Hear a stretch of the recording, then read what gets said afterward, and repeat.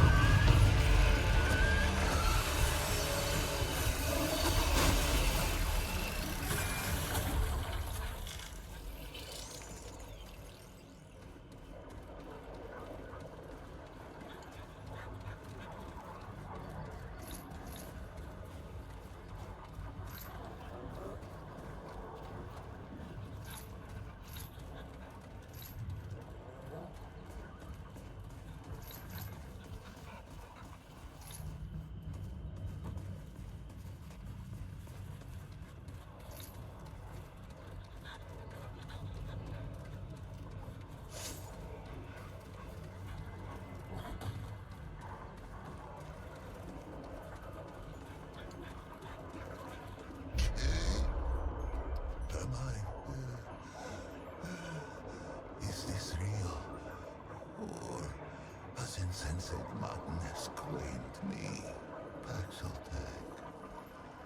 I have not tasted air unmixed with the foul humors of the tango in an age's age, nor did I dream that I ever might again, much less feel the soft touch of good soil beneath my hooves, or the kiss of the wind on my free fur. Faithless, faithless have I been, and yet Paxeltech came, with war in its right hand, and temperance in its left. The Paxeltech came, and I am saved. Two-handed warrior. It has my allegiance, whatever may come. Paxeltech have a gift for death, this much is true, but they are not all destroyers. Perhaps if it fights with us, perhaps the root may yet be crushed under the wheel of time. Take this, though it be a relic of Wheelamer, stewards of death. Wield it in defense of life. No thanks is needed, for I owe it a debt unpayable. I think I shall linger here a while yet. Many are those who fell on these blood-soaked steps. No, some are now naught but bones. They each deserve the funerary rites of royalty. These I shall endeavor to complete with whatever time is left to me. If its road should ever wind this way again, grace me with a visit. There are yet tales of Yesha, I might tell it, if it cares to hear them shared. On the contrary, it has been ages since I felt so very much alive. Let us first be properly introduced. Once I was called Lich, foremost of the Lamer. High priest of the dead. How I gloried in that title. Would that I had known the irony. A funerary priest of the deathless, the highborn, one who wraps the powerful in glory, and a Muslim who seals the secrets of the eternal Empress with sweet seed oil and with night sap. We guarded the flesh of the great and sought their resurrection among his trusted sacred pan. I was the utmost. I relished the favor of her permanence. More fool I.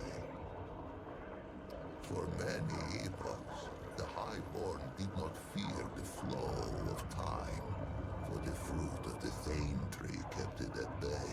But there are other ways to die. Misadventure. The Eternal Empress dreamed of defeating this final terminus. If life could be taken, could it not be given back? The flesh was preserved against that question's answer. This was the province of the Lemir. But let us start at the beginning. Much would I have it know. And to know all, it must know what is first. Would it hear the history of the pan? In the time before time, the pan lived in the place that was. It is said that there came a great plague that ravaged the land so that the fields were seeded only with the bones of the dead and yielded only the cries of the bereft. With his flock drowning in woe, the leader of the pan held forth a great decree. 100 ships were built to hold 10,000 souls. god of many faces cutting the waves before them. The Pan that were ventured across the Vilkmarza, the dark sea, through the long night. The Vaughns prayed and the Red Widows wept, for no one knew if the dark sea had a far shore.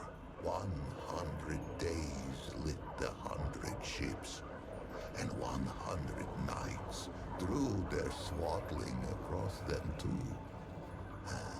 But on the 101st day, as the Red Widow in the foremost ship bowed her horns to the god of many faces, a bird lit between them, singing, "Glory to the Pan, for they have reached the King Mother."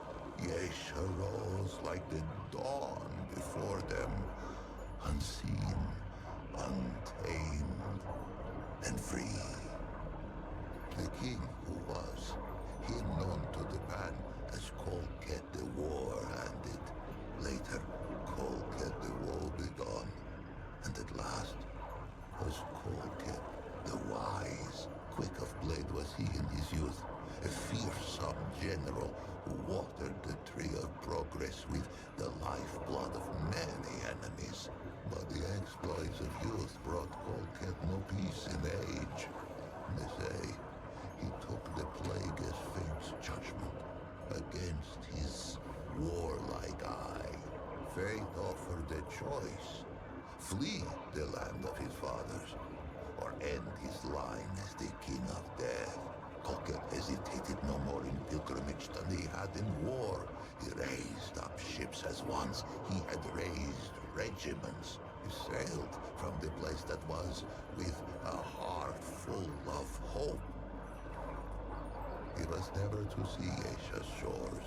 He passed in peace before the crossing's end, greeting death with grace. The god of many faces had been with the Pan since the place that was. Longer. None speak of a time before its guardianship. It was a god as real as the soil beneath us. A god one could visit, a god one could touch. Its ways were not known, but all agreed it loved us and ever would. Nor would I have it here of this, for this tendril twines with its own. Well, patience to handed one, each thing in time. In those days, there was no empress, there were no queens. Colket the Wise passed on the dark sea and left no heir. It was only agreed that the clergy should step in where Colket had stood. The Vaughns spoke for the many-faced one, and the Red Widows spoke for the sun, stone, sky, and stream. It had been ever thus. Now, they linked hands to cradle the destiny of the Pan. For 80 days, the Vaughns fell prostrate upon Yesha's unfamiliar shore. They prayed for a sign that our searching was over, and that this forest should be ours. On the 80th day, two forms emerged from the depths of the jungle. First came a doe with coat of red. Where it walked, the soil gave forth flowers and sweet berries, and they took it as a sign of grace. But behind the doe came another, a wolf with fur as lightless as the obsidian waves the Pan had so lately crossed. Surely, this great beast was a portent of death. Yet, desperate were these threadbare priests of old, and of these visions to their charges, these Vaughns spoke only one. And why not? The dove fills all who glimpse it with a spirit of hope and a sense of growth. It leaps among the shrub and bramble even now, even with Yesha sundered by the root. There are those who think it more than a spirit, a god in waiting. These call themselves the children of the Red Dove. Those who glimpse the dove often glimpse the wolf, for the latter seems compelled to pursue the former. To hear those early Vaughns tell it would be to hear of many different wolves in pursuit, and only one dove. A simple deception, but a far-reaching one. Modern men know the truth. What must it be to spend an eternity chasing that which one might catch but may not kill? For the wolf and the doe have often met, antler and tooth, hoof and claw. The doe may spill the wolf's blood, and the wolf may taste the doe's flesh, but never the other's life to take. Yesha itself forbids it. They say the chase has driven the wolf quite mad. With the assurance of the Vaughns, the Pan took to Yesha and she to us. And for a time, there was stillness. Men were born who had never known the land that was, nor the endless sea at their backs. One such was called Genus. She was but 15 springs when she felt the calling of the Red Widows, but not 3 more when she felt the touch of sickness. As Genus approached the door of death, she sought her sisters, for there were no lamer yet, and it was the Red Widows who ushered the Pan into the soil. But Genus's malady was known to the Widow Mother, to her, to the Elder Pan. It seemed the plague had found them again, even on this distant shore. Genus was shunned, cast out into the jungle, and her name was forbidden from Pan lips. None among them could have foreseen what, plague-ridden and scorned, the Red Widow Genus had been cast into the jungle to be forgotten. But fate had other plans. After many days in the jungle, Genus emerged. The Pan were humbled, for all signs of plague had been lifted from the young Genus, replaced by a regal gait none could deny. Fascinated, all assembled to hear her tale. And quite a tale it was. Genus spoke of a vision that had come upon her as she lay in the moss, gasping out her last. In her vision, the plagues had returned. Pan, young and old, wailed and keened and spat their last blood on Yesha's pristine sand. But then, when all seemed lost, a great tree rose out of the jungle, strange and wonderful, and heavy with luminous fruit. This tree, the Thane, she named it, gave all who ate of it a life unending. The Pan embraced it, and their glory stretched on for 1,000 epochs. Genus rose to power on this. A spire built of words. By spreading her message of doom and salvation. The Red Widows were easy converts, inclined to believe their sister, and eager to spread her vision to all the Pan. In time, they held more sway than even the Vaughns. It was a great shift. It would not be the last. Among the Red Widows, Genus was quickly elevated to Widow Mother. The crops flourished, and the villages spread. The jungle receded from the shore.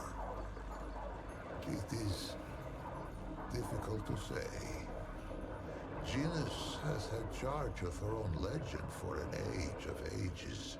Suffice to say, there is enough truth to her vision for me to know her personally, though I was born some 30 mothers hence, and yet, in knowing her, I find its question impossible to answer. But we get ahead of ourselves, two-handed one. Many seasons passed, and Genus grew stooped and lined as all Pan before her had. In her 77th winter, Genus had another vision. The Thane called to her, and she told her people it was time to seek it out. For the calamity was imminent. 500 Pan were assembled to undertake the expedition. Genus herself, a contingent of Red Widows, a party from each of the villages.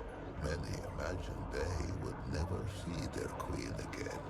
Those that lived long enough came to know the taste of those words. When Genus, now as young and beautiful as the day she first beat death, emerged from the jungle once more, with 49 immortals at her back, she had been reborn a second time, as an Empress Eternal.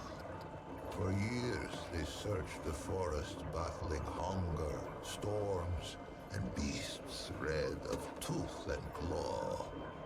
20 winters passed. Many succumbed to death, or to doubt, by the 21st spring. Only 5 Red Widows and 44 common Pan stood at Genus's side. It was they whom she led into the clearing. It was they who beheld the Thane. It was they who tasted the fruit and felt time's weight fall from their shoulders. No plague has touched the Pan since, but calamity wears faces nearly as numerous as our god of old. Unless I am much mistaken, the Empress lives yet, for no funerary smoke has filled the sky above her ziggurat. If the Pan vanish from Yesha's soil, I imagine she will be the last to depart. With death thus leashed, the eternal Genus and her immortals brought forth an empire heretofore unknown. Great ziggurats were hewn from the living rock, and at their feet grew great cities lit by arcane magics. Genus's prophecies all came about, save one. If only the Pan of that epoch had wondered as it does, two-handed one, what of the great calamity? But none worried, save a few vaults. The old ways were dying, and the Empress was not. No achievement seemed beyond the reach of the Pan. It was then that the wolf came. But the story of Yesha is the story of who tastes the fruit of the Thane tree. 49 immortals begat many more.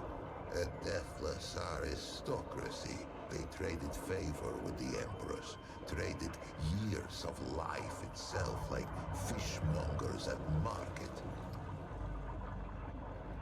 They called it the Ravager, the very obsidian beast the Vaunts of old had glimpsed and hidden. It sprang from the jungle as sudden as a squall. It made no more than mutton of the bravest warrior. Fear fell like night across the empire. Death roamed Yesha. Ravenous death none could tame. There were those who would have seen the beast slain, but the Ravager was never much glimpsed that the Red Doe should not follow, and vice versa. The green things of the jungle sprang from the red doe's feet. But on what do green things grow, if not the flesh of departed life? Who knew what would become of the doe if the Ravager were felled? Who knew what would become of the jungle? Who knew what would become of the Thane tree? It was the twice humbled Vaughns who kept the Empire from vanishing down the Ravager's throat. For the Vaughns had pondered the beast since it first appeared to them on Yesha's shores. It was they who had learned to listen to Aethir's song. They who learned to appease the Ravager with tribute, with dance, and with music. Balance returned, and the wheel of time rolled on. The song of all living things. It permeates our forest. It whispers in the leaves, thrums in the soil, shines in the sun, babbles in the stream. The Vaughns devote themselves to the song's mystery. They play it to tap its power, as other Pan might use the energy of a crystal, or the heat of a flame. Those attuned in prayer hear it strongest. But all may catch its strain from time to time, even a Paxeltech. Who is to say? For that was hardly the last calamity to befall the Pan at Yesha. With the Ravager appeased, the Empress dreamed of rule eternal. She should likely have had her wish. But for one thing, the Thane tree, that of the fruit of immortality, began to die. For many lifetimes her permanence hid this knowledge from all who served her, slave and immortal alike. And why not? She had amassed a great store of fruit, and surely something could be done to save the tree. Why crack the very bedrock of her society? But the tree's decline could not be arrested. Fruit was rationed. Noble lineages withered. We lay there, once prepared for the final death of death. Only those immortals who had fallen in battle or by misadventure. Now, we found ourselves winding wizened nobles in sap and muslin by the hundreds. Perhaps what came next was inevitable. Rebellion, insurrection, revolt. This was the fire that was to sweep through Yesha's jungle.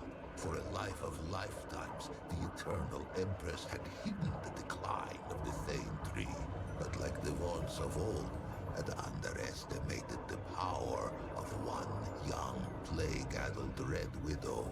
Genus herself failed to foresee the power of one called Navun. Navun was one of her Eternity's own guards. How she learned of the rot at the roots of the Thane tree, I cannot say. I know only that she had no taste for the Empress's deceptions.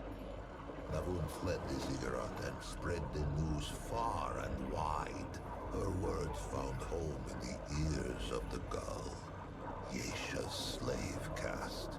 No slaves could hope to challenge the power of an immortal aristocracy. But what about a nobility in disarray? One where the great and powerful would soon fight for scraps of fruit like bare-ribbed dogs. They rose, first singly, then in a tidal wave. The Empress found herself at war.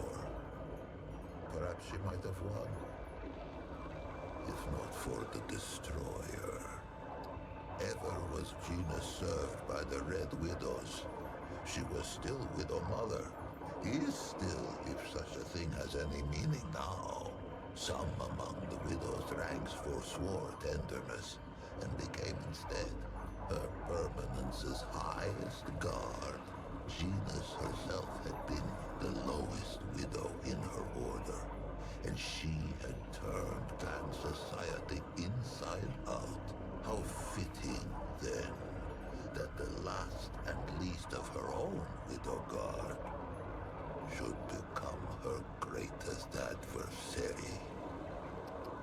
bridled when I called it God Murderer. Surprised I am that it should know so little of the deep track its kind have trekked across our soil. Let us walk those prints now, that it should be enlightened. It has heard of Yeshan's civil war, of slave with blade of hoe to neck of noble, and noble with point of sword to belly of slave. Into that tempest walked one of its kind, Paxotech. I cannot say why, though perhaps it might someday tell me from whence. Well, whatever its motive. Hither came the destroyer, even as the pan turned their ravenous gaze toward the fruit of immortality. Our god of many faces remained satisfied with the scant worship of the vaunts and the commoners. It was an ever-present comfort.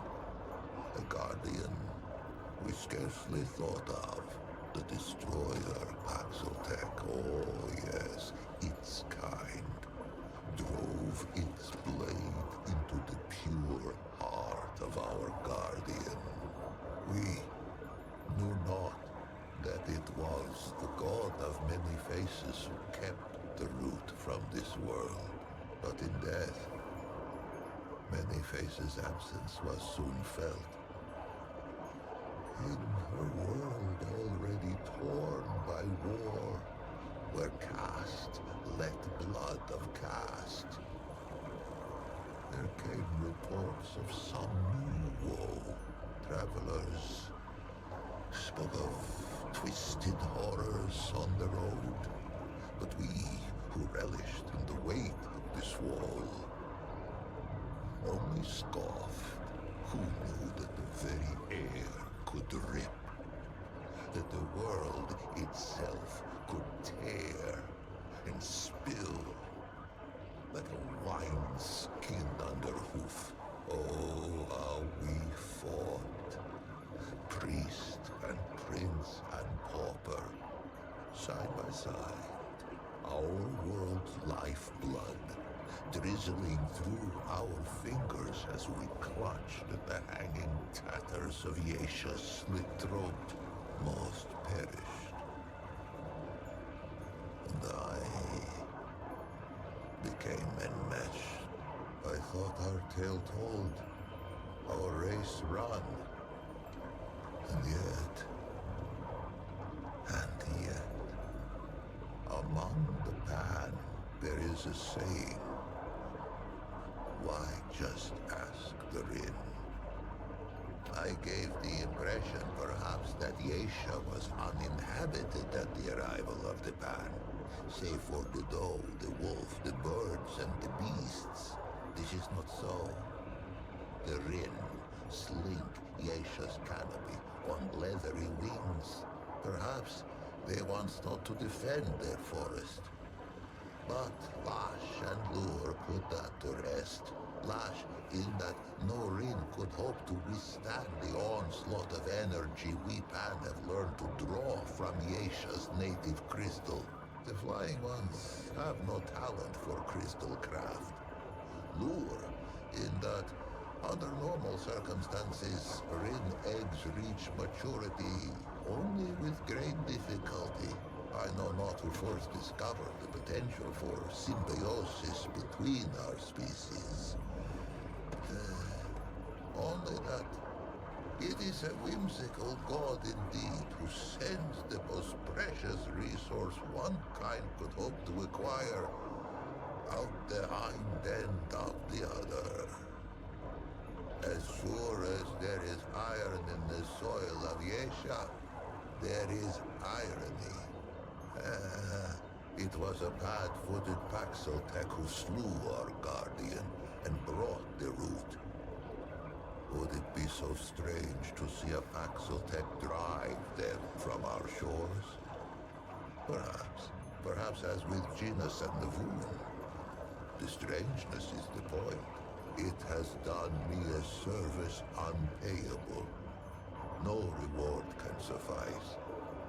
But perhaps, if it cannot be rewarded, it can be equipped. Colket brought war. then wisdom. Its forebears brought the root, but its wisdom stayed the flames, that I might live beyond the hated knot. Take this now, as a token of my gratitude.